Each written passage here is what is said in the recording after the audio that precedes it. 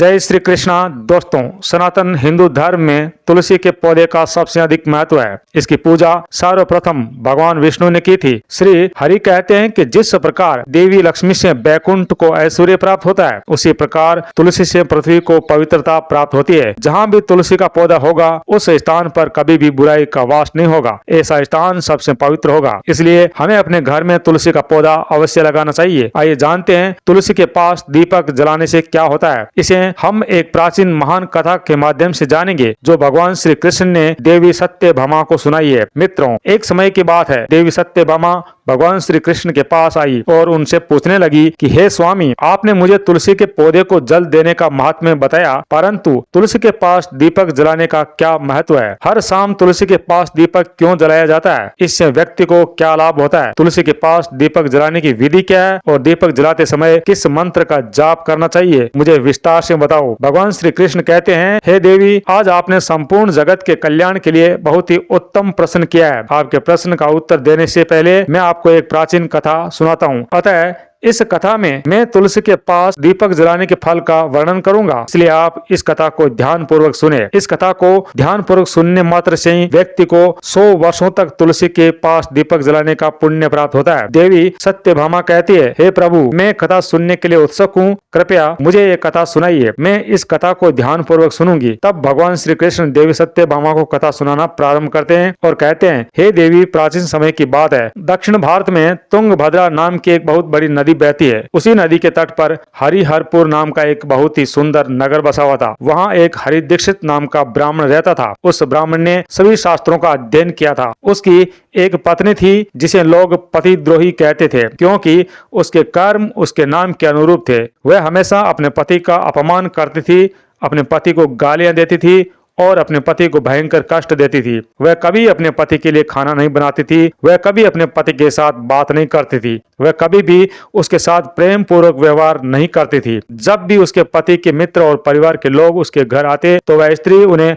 अपमानित करके भगा देती और स्वयं भी वासना के कारण ऐसा ही करती थी। वह निरंतर अन्य व्यभिचारिणी स्त्रियों के साथ घूमती रहती थी। उसका मन अपने पति के बजाय अन्य पुरुषों में लगा रहता था। वह कभी भी अपने पति से प्रेम पूर्वक बात नहीं करती थी, बल्कि अन्य सुंदर पुरुषों के साथ बैठकर बातें करती थी और गांव में अन्य पुरुषों को मोहित करने के लिए सज धज कर रहती थी। कभी कभी वह घूमने निकल जाती थी। जंगल में किसी वृक्ष के नीचे खड़ी होकर सुंदर पुरुषों की प्रतीक्षा करती थी और किसी दुष्ट पुरुषों को बहकाकर उसके साथ रमण करती थी। और तब एक दिन हरि दीक्षित ने अपनी पत्नी से कहा, हे भद्रे, तुम्हारा ये व्यवहार उचित नहीं है। इस प्रकार पाप करने से तुम्हारा ही अहित होगा। इसलिए तुम अब ये सब बुरे काम करना छोड़ दो। तुम्हारे इस प्रकार के व्यवहार के कारण मुझे बहुत दुख हो रहा है। तब उस अनैतिक स्त्री ने कहा, पता नहीं किस पाप के कारण मेरा विवाह तुम्हारे जैसे भिखारी से हुआ है। लगता है मैंने पिछले जन्म में पाप किए होंगे, तभी तो मुझे ऐसा दरिद्र पति मिला है। तुम मेरी कोई भी इच्छा पूरी नहीं कर सकते। मजबूरी के कारण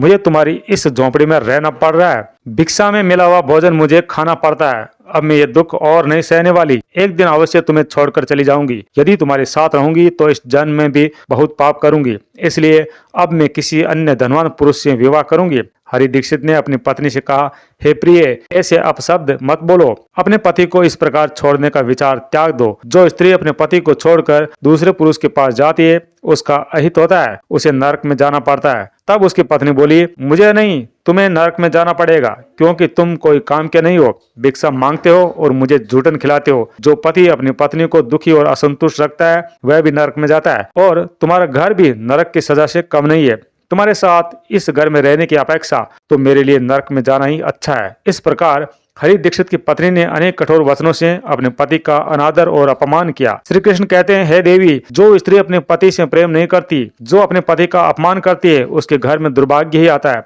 जो स्त्री अपने पति को छोड़कर दूसरे पुरुषों के पास जाती है, उसे अवश्य ही नरक में दंड भोगना पड़ता है। अब आगे सुनो, उस दुराचारी स्त्री का क्या होता है। एक दिन वह दुराचारी स्त्री जंगल में चली गई। वहां जाकर एक वृक्ष के नीचे खड़ी हो गई। उसका मन काम वासना से भर गया। वह किसी सुंदर कामातुर पुरुष की प्रतीक्षा कर रही थी, परंतु बहुत समय बीत जाने के बाद भी उस स्थान पर कोई पुरुष नहीं आया। इसलिए वह अत्यंत दुखी हुई और अपने प्रियतम को ढूंढने लगी। वह इधर उधर देखने लगी। उस दिन उसकी सारी मेहनत व्यर्थ हो गई। और सोचने लगी कि अब मैं अपनी काम वासना शांत कैसे करूंगी। मेरे इस सुंदर शरीर का आनंद कौन भोगेगा। मेरा यौवन और सौंदर्य अकारण नष्ट हो जाएगा। कोई भी इस सुंदर शरीर को नहीं पाना चाहता। अब मैं कहाँ जाऊं, कौन मुझे अपनाएगा, कौन मेरे साथ भोग विलास करेगा। मेरा पति मूर्ख है, लेकिन अब ऐसा लगता है कि संसार ही मूर्ख पुरुषों से भरा है। कोई भी ऐसी सुंदर स्त्री की इच्छा नहीं कर रहा है। मैं इतनी सुंदर हूँ कि देवता भी मुझे पाना चाहते हैं, लेकिन ये संसार पापी और तुच्छ पुरुषों से भरा है जो मुझसे विवाह नहीं करना चाहते। हे भगवान, यदि कोई सुंदर, बलवान और पराक्रमी पुरुष हो तो उसे मेरे पास भेज दो। भगवान श्री कृष्ण कहते हैं, हे देवी। इस प्रकार वह स्त्री जोर जोर से विलाप करने लगी। तभी वहां पर एक भयंकर विध्वंस बाघ आ गया। उसका शरीर काले और नारंगी वस्त्रों से ढका हुआ था जो जंगली छाया में घुल मिल गया। उसकी आंखें अंगारों की तरह लाल थी जो अंधेरे में चमकती रही। उसके जबड़ों में लंबे तीखे दांत निकले हुए थे जो किसी भी प्राणी को मार सकते थे। उसकी गहरी दहाड़ पूरे जंगल में गूंज रही थी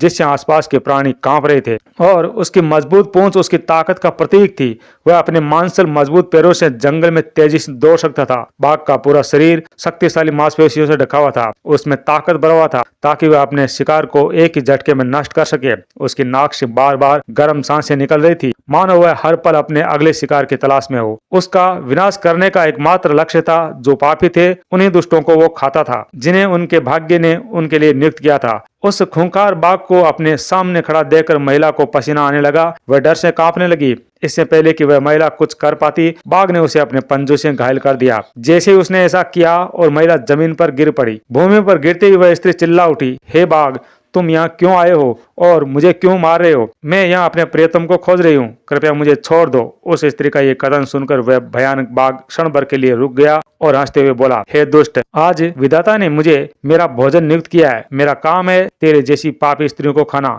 तभी मुझे इस शरीर से मुक्ति मिलेगी। स्त्री कहने लगी, हे बाघ, तुम कौन हो? सच सच बताओ, तुम्हें बाघ क्यों बनना पड़ा और तुम मेरे जैसी स्त्रियों को क्यों खाना चाहते हो? पहले मुझे सारी बातें बताओ और फिर मुझे खाओ। तब विध्वंस नामक बाघ कहने लगा, हे पापिनी, मैं तुझे अपने पूर्व जन्म की कथा सुनाता हूँ और बताता हूँ कि मुझे बाघ क्यों बनना पड़ा। प्राचीन समय में दक्षिण देश में अमला पहाड़ नाम की एक पवित्र नदी बहती थी। उसी नदी के तट पर मुनि पर्णा नाम का एक नगर था। यह नगर अपने आप में अति प्रिय और सुंदर था। सुंदर मंदिर, शांत वातावरण और धार्मिक अनुष्ठानों के लिए प्रसिद्ध था। वहाँ ब्राह्मणों का एक परिवार रहता था। उस परिवार में मेरा जन्म हुआ। मेरा नाम वेदानंद था। मेरे पिता एक आदर्श ब्राह्मण थे जो यज्ञ, हवन और धार्मिक अनुष्ठान किया करते थे। उस बाघ ने आगे कहा, हे नारी, मैंने किशोरावस्था में वेदों का अध्ययन किया और यज्ञ आदि धार्मिक कार्यों में पारंगत हो गया, परंतु जैसे जैसे मैं बड़ा हुआ मेरे मन में धन का लोभ बढ़ता गया। मैंने अनेक यज्ञों का आयोजन किया, परंतु वे यज्ञ धार्मिक उद्देश्य से नहीं बल्कि धन के लिए थे। मैं उन पापियों का अनुयायी था जो धनवान थे। धन के लोभ में मैंने उनके अन्य कार्यों का भी समर्थन किया। धर्म के मार्ग से विचलित होते हुए मैंने उन वस्तुओं का भी तिरस्कार किया जो ब्राह्मण को रखनी चाहिए। मेरा मन इतना लोभी हो गया था कि मैं बहाने बनाकर दूसरों से धन प्राप्त करता था और फिर उसे वापस नहीं लौटाता था। मैंने अनेक प्रकार के छल किए और इस प्रकार मेरे कई वर्ष पाप में बीत गए। समय के साथ मेरा शरीर दुर्बल हो गया, बाल सफेद हो गए, आंखें धुंधली हो गई और दांत गिर गए, परंतु धन का लोभ फिर भी मेरे मन से नहीं गया और मैं पाप करता रहा। उस बाघ ने अपने दुखी स्वर में आगे कहा, एक दिन धन के लोभ में मैं नदी के किनारे गया। वहाँ मैंने अन्य चालाक ब्राह्मणों के साथ मिलकर लोगों की हत्या की। हम सभी ने उन लोगों को धोखा दिया, मंत्र जाप किए और बिना किसी अनुष्ठान के देवी देवताओं की पूजा, क्योंकि हमारा एकमात्र उद्देश्य दान में अधिक से अधिक धन प्राप्त करना था। हमने धर्म के नाम पर लोगों को ठगा। उस दिन मैंने बहुत सारा धन इकट्ठा कर लिया, लेकिन उसी समय मेरे साथ उसी दिन एक भयानक घटना घटी। मैं नदी के किनारे बैठा था जब वहाँ एक बीमार व्यक्ति घूमता हुआ आया जिसके पास एक कुत्ता था। कुत्ता मेरे पास आया, मैंने उसे डांटा और भगाया, लेकिन वह क्रोधित हो गया और मेरे पैर पर काट लिया। मैं तुरंत बेहोश हो गया और वहीं पर गिर गया और मेरी मृत्यु हो गई। थोड़ी ही देर में यमदूत आए और उन्होंने मुझे पकड़ लिया और यमपुरी की ओर ले गए। यमपुरी में मुझे यमराज के सामने खड़ा कर दिया गया। यमराज ने अपने दिव्य सिंहासन से चित्रगुप्त को आदेश दिया कि वे मेरे कर्मों का लेखा जोखा प्रस्तुत करे। चित्रगुप्त ने बहुत ही गंभीर स्वर में कहा, हे धर्मराज, इस ब्राह्मण ने अपने जीवन में घोर पाप किए। इसने झूठे मंत्रों से धर्म के नाम पर लोगों को धोखा दिया है। इसने गलत मंत्रोच्चार करके यज्ञ किए है और भगवान का अपमान किया है। ये धन के लालच में धर्म से विमुख हो गया। इसने कभी धर्म का पालन ही नहीं किया। इसलिए ये पापी ब्राह्मण नरक में जाने का हकदार है। तब यमराज ने अपने दूतों को आदेश दिया कि इस पापी को नरक की अग्नि में भेज दो। इसके बाद मुझे नरक की भयंकर अग्नि में डाल दिया गया। कई वर्षों तक मैंने यातनाएं सहन की, मेरी आत्मा को भयंकर पीड़ा सहनी पड़ी। कई वर्षों की सजा के बाद मेरे पापों के कारण मुझे उद्यान में भेज दिया गया। मुझे बाघ का शरीर प्राप्त हुआ और मैं इस दुर्गम जंगल में रहने लगा। बाघ ने अपनी कहानी कहकर समाप्त की कि अपने पूर्व जन्म के पापों का प्रायश्चित करते हुए मैंने प्रतिज्ञा की थी कि मैं कभी भी महात्मा साधु पुरुषों या सती महिलाओं को नहीं खाऊंगा। मैं केवल उन पापियों दुष्कर्मियों को खाऊंगा और मैं केवल उन पतित स्त्रियों को खाता हूँ जिन्होंने अपने जीवन में अधर्म के मार्ग पर चलकर दूसरों को पीड़ा पहुंचाई है। मुझे विश्वास है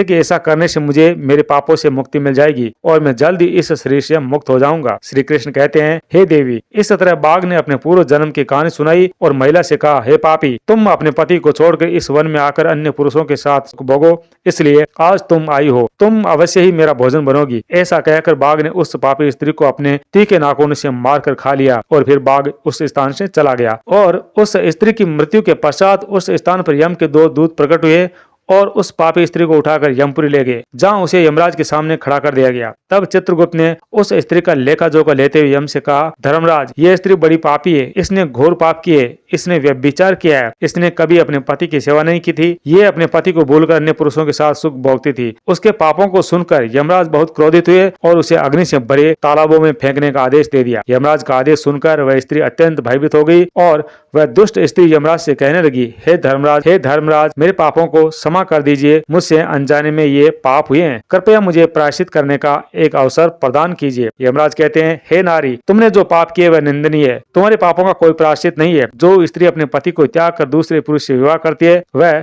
अवश्य ही नरक में जाने योग्य है, इसलिए अब तुम्हें नरक की यातनाएं भोगनी ही पड़ेगी। तब यमराज ने अपने दूतों से कहा, हे दूतों, इस पापिनी स्त्री को ले जाकर घोर नरकों में डाल दो, क्योंकि ये उसी की योग्य है। तब यम के दूत उस स्त्री को नरक में ले गए और कई वर्षों तक उसे जलते हुए तेल के कुंड में पकाया गया, फिर उसे निकाल कर नरक में डाल दिया गया। इस प्रकार वह कई वर्षों तक अलग अलग नरकों में डाली गई। उसके बाद उसने एक चांडाल के घर में जन्म लिया और वहाँ फिर अनेक पाप करने लगी, वह विचार करने लगी, अनेक पापी पुरुषों के साथ रहने लगी और फिर कुछ समय बाद अपने पूर्व जन्म के पापों के कारण उसे दंड मिला। वह बीमार पड़ गई, भयंकर पीड़ा सहने लगी, उसके शरीर के अंग जलने लगे, उसकी आंखें दुखने लगी, वह इस पीड़ा को सहते हुए अपने दिन बिताने लगी। फिर एक दिन वह पवित्र स्थान में स्नान करने के लिए अंतपुर गई। वहाँ पर वह एक आश्रम के पास रहने लगी। उस आश्रम में एक तुलसी का पौधा था। अन्य स्त्रियों को तुलसी के पास दीपक जलाते देखकर उस पापनी स्त्री को बड़ा आश्चर्य हुआ। फिर एक दिन उस स्त्री ने वहाँ रहने वाले एक ऋषि से पूछा, हे महात्मा, ये कौन सा पौधा है और ये स्त्रियाँ इसके नीचे दीपक क्यों जला रही है? तब साधु ने कहा, ये पवित्र तुलसी माँ का पौधा है, इसे देखने मात्र से ही संकटों का नाश होता है। इस तुलसी को जल देने से देवी देवताओं का आशीर्वाद प्राप्त होता है और इस पवित्र पौधे के पास दीपक जलाने से सभी पाप नष्ट हो जाते हैं। ऋषि की बात सुनकर वह स्त्री बहुत प्रसन्न हुई और उसने ऋषि से कहा, हे ऋषि महाराज, यदि कोई बहुत पापनी स्त्री भी इसके पास दीपक जलाए तो क्या उसके पाप नष्ट हो जाएंगे? महात्मा बोले, हे पुत्री, ये सच है कि यदि स्त्री ने घोर पाप भी किए हो तो भी उसके पाप नष्ट हो जाते हैं। तुलसी के पास दीपक जलाने से उसके सभी जन्मों के पाप भी नष्ट हो जाते हैं। लेकिन हे पुत्री, तुम कौन हो और ये प्रश्न क्यों कर रही हो? तब महिला कहती है, हे ऋषि महाराज, मैं बहुत बड़ी पापी हूँ, मैंने व्यभिचार किया है और कई प्रकार के पाप किए हैं। मेरे पापों के कारण ही मेरी ऐसी दुर्दशा हुई है, कृपया मुझे अपने पापों से मुक्ति का उपाय बताइए। ऋषि कहते हैं, हे पुत्री, अब से तुम रोजाना इस तुलसी के पौधे के पास दीपक जलाओगी, तुम्हारे सभी पाप और दोष समाप्त हो जाएंगे। उस ऋषि के वचन सुनकर उस पापी महिला ने भी ऐसा ही किया। उसने तुलसी के पौधे के पास एक दीपक जला दिया। इस तरह वह महिला प्रतिदिन उसी स्थान पर तुलसी के पौधे के पास दीपक जलाने लगी। फिर एक दिन महिला ने शाम के समय तुलसी के पास दीपक जलाना शुरू किया और उसी समय उसका दिल फटने से उसकी मृत्यु हो गई और वह वहीं पर जमीन पर गिर गई। तभी यमराज के 2 दूत उस महिला को यमलोक ले जाने के लिए उस स्थान पर प्रकट हुए। जैसे ही यम के दूत उस पापिनी स्त्री को पास में बांध कर ले जाने लगे, उसी समय उस स्थान पर भगवान विष्णु के 2 पार्षद प्रकट हुए। वे दिव्य पार्षद अत्यंत तेजस्वी और दिव्य आभास से परिपूर्ण थे। उनके शरीर से स्वर्णिम प्रकाश की किरणें निकल रही थी जो चारों ओर फैल रही थी। उनका रूप इतना मनमोहक और दिव्य था कि उन्हें देखकर किसी का भी हृदय श्रद्धा से भर जाता है। उनके चेहरे पर एक शांत मुस्कान थी जो अपार करुणा और दया का प्रतीक थी। उनका रंग ऐसा चमक रहा था मानो बैकुंठ की सुंदरता ही उनके व्यक्तित्व में समाहित हो गई हो। वे दोनों ही विशाल कद काठी के और बलवान थे। उनके हाथों में एक दिव्य गदा थी जो न्याय और धर्म की शक्ति का प्रतीक थी। वे उस स्त्री को अपने दिव्य स्पर्श से मोक्ष का आश्वासन देने आए थे ताकि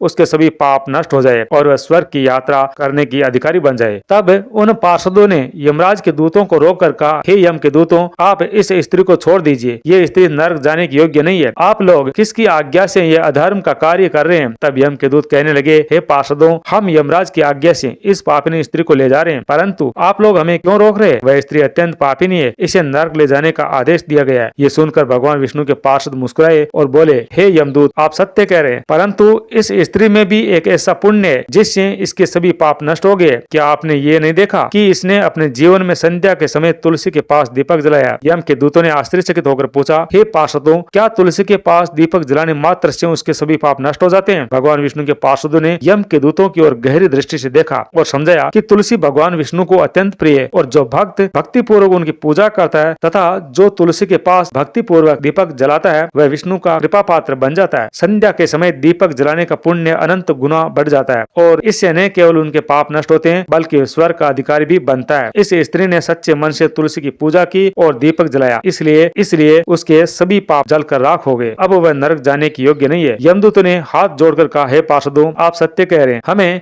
इसकी भक्ति का पता नहीं था। यदि ये भगवान विष्णु की प्रिय भक्त है तो हम इसे नरक कैसे ले जा सकते हैं? भगवान विष्णु के पार्षदों ने मधुर वाणी में कहा, इसलिए हे यमदूतों, तुम अब वापस लौट जाओ। इस स्त्री ने उस दीपक के प्रकाश में तुलसी की सेवा की है, इसने अपने सभी पाप जला दिए। अब इसे विष्णु लोक ले जाया जाएगा जहाँ इसका स्वागत किया जाएगा। वह अब स्वर्ग की अधिकारी हो गई है। पार्षदों की बात सुनकर यमदूत उस स्त्री को उसी स्थान पर छोड़कर यमलोक लौट गए। उन्होंने यमराज को सारा वृतांत सुनाया। तब भगवान विष्णु के पार्षद उस स्त्री को दिव्य विमान में बिठाकर स्वर्ग ले गए। भगवान श्री कृष्ण ने कहा, हे देवी, इस प्रकार तुलसी के पास दीपक जलाने मात्र से मनुष्य के सभी पाप क्षमा हो जाते हैं। जो स्त्री प्रतिदिन शाम को तुलसी के पास दीपक जलाती है वह सौभाग्यवती हो जाती है। उसके पिछले जन्मों के सभी पाप नष्ट हो जाते हैं। उसे सुख समृद्धि की प्राप्ति होती है। प्रतिदिन तुलसी के पास दीपक जलाते समय इस मंत्र का जाप करना चाहिए, ओम तुलसी देव्या च विद्महे विष्णु प्रिय या च धीमी तन्नो वृंदा प्रचोदयात्। और इसके अलावा तुलसी पत्र दान करने से भी यही फल प्राप्त होता है। जो मनुष्य मृत्यु के समय तुलसी पत्र का जल अपने मुख में लेता है वह सभी पापों से मुक्त होकर श्री कृष्ण के धाम को जाता है। दोस्तों, कहानी पसंद आई तो सबके साथ शेयर जरूर करें। आपका बहुत बहुत धन्यवाद।